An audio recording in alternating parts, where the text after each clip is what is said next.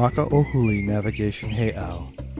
Near mile marker 15 on the Akoni Pule Highway is a unique navigational heiau of standing stones arranged to point to Tahiti and the other Polynesian islands.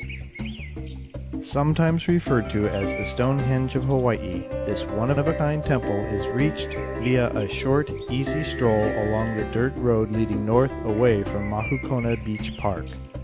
Lovely vistas along deep, cerulean, and clear coves lead to a short scramble up an obvious dirt trail to the Heiau. Among the stones, one can sense the reverence and wonder of the Hawaiians as they initiated their novice navigators in the sacred spot of stones pointing along unbroken vistas to Tahiti, the Marquesas, and the other southern islands.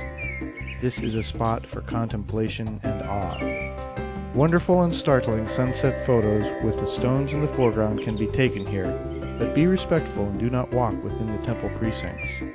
This heiau is most easily accessed from Mahukona Park, although one can also hike down from the Maka or ocean side of the Akoni Pule Highway near mile marker 15.